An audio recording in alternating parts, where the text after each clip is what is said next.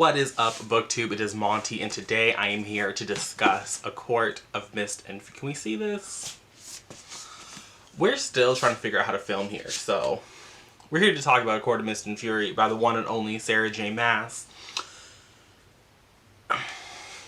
This is me right now. There's this. I just want to say that I read 9 perfectly decent books by Miss Maas. All right here. You know, from here on over to this one. Miss Thorns and Roses, cute. Then I got here. Now, I don't know if I could ever love this the way that everyone and their mother seem to love this book. I just don't think that it was possible. I will try to leave a link to some of my tweets that I threw out into the universe while reading this book.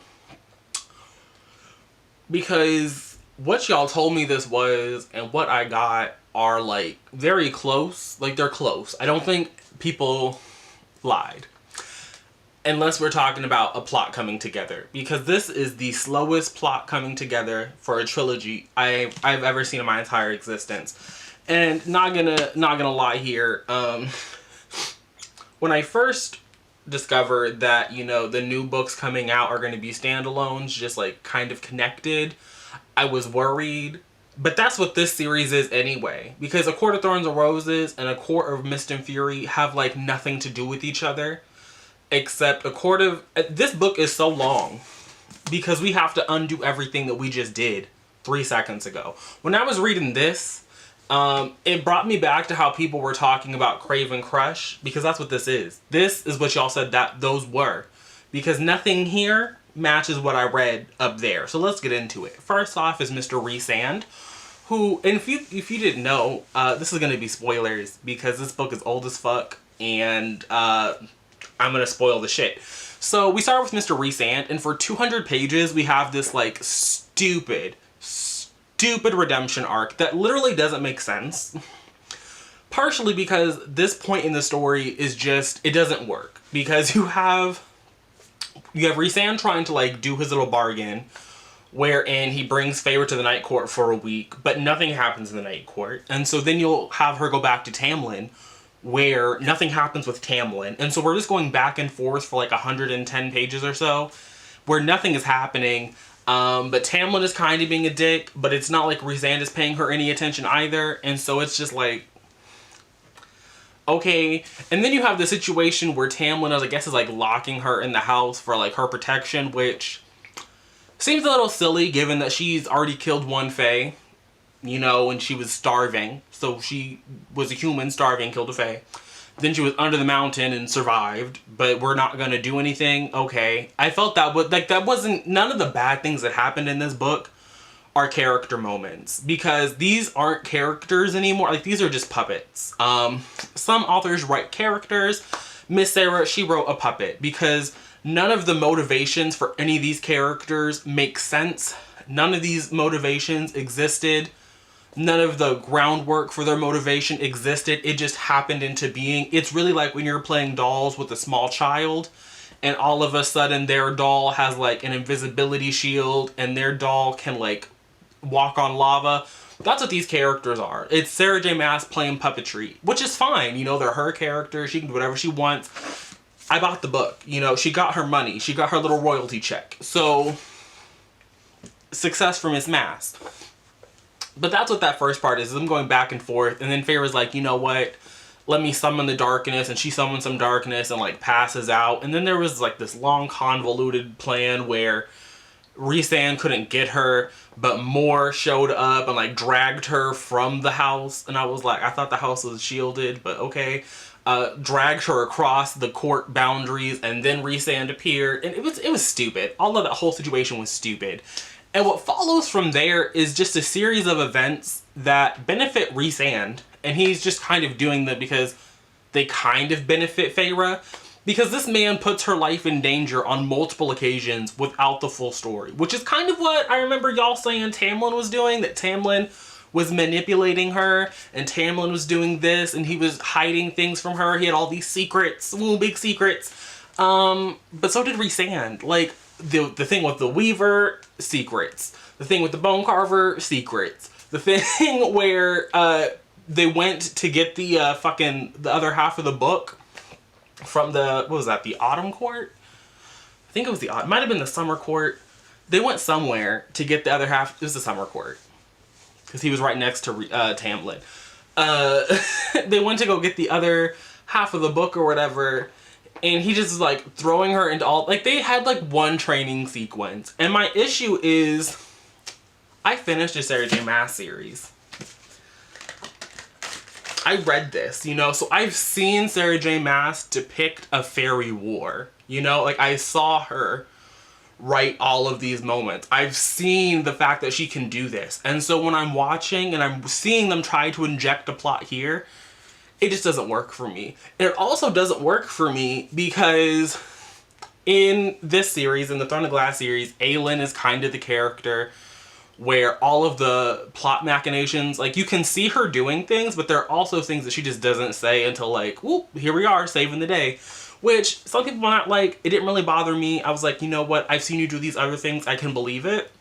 But in the ACOTAR world, we only get Feyre's perspective, and ain't nobody tell this girl anything ever. And so it's kind of like, where am I supposed to care about any of the things that are happening? And then even in her own head, there's never like this slow realization that like Tamlin was doing weird shit, but Rhysand was doing weird shit.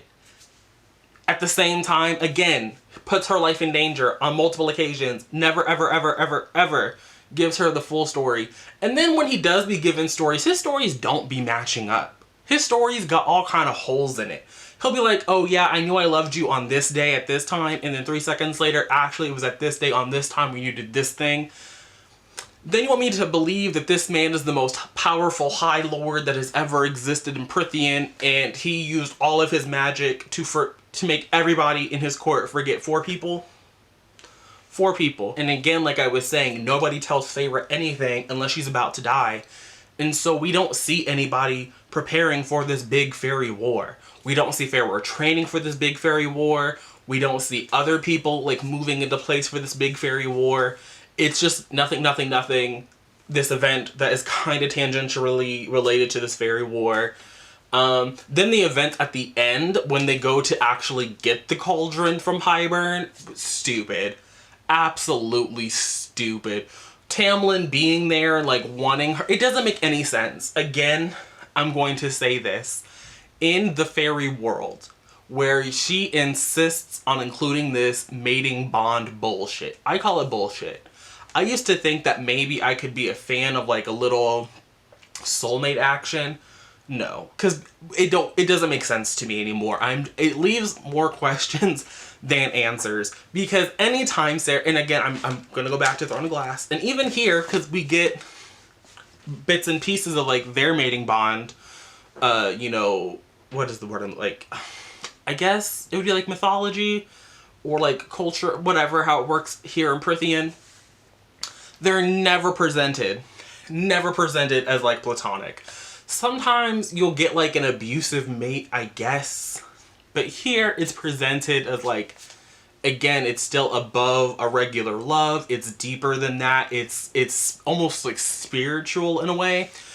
And in that kind of a world, it makes no sense for anybody to be so obsessed with one person that they would be like, I want you to break that person's mating bond so I can take them. It doesn't make sense. It just doesn't make sense for anybody to do that. And then when we got confirmation in this book that Rhysand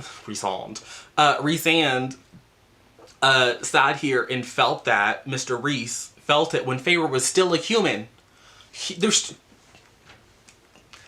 We got it at 2 different points. He said first, it was like when I first saw you, and then it was like when you killed the worm, I kind of felt it.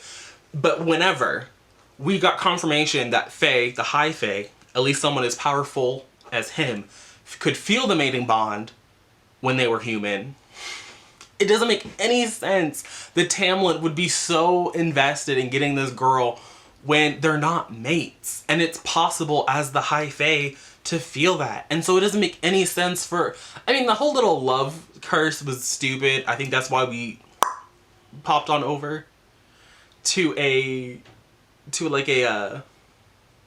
Hades and Persephone here, but it's just, it doesn't make sense. Like, so much of this just doesn't, it doesn't make sense. And then Rhysand is still a creeper, because again, he is still that guy in ACOTAR who was like, if I wanted to rape you, I could. Like, I didn't, and I want you to know that I didn't, but I also want you to know that I could have. And then he also talks in this book about how he reached into Feyre's mind at one point and like broke her, and I was like, this is just stupid. This is stupid. This is just dumb. The whole, this whole thing is stupid. The whole thing is dumb. I'm going to read ACOWAR. I am going to continue on. I'm going to see how this ties up. I will probably read A Court of Frost and Starlight. Probably going to grab that from the library because I probably don't want to own that until I read it. But y'all had me thinking this is about to be the best. Also, the smut in chapter 55. Empire Storms did it better. I was bullied into reading this year, this month, at this time, because I was talking with Monet from Life is Monet. Monet said I couldn't have an opinion about ACOTAR till I read one more book, and this series is just inferior. Throne of Glass remains her best work. I will hold out hope that this continuation books that she's going to come out with are good. I will hold out hope that Crescent City will go somewhere. But right now, Throne of Glass remains unchallenged, unshaken, at the top of the Sarah J. Maas situation.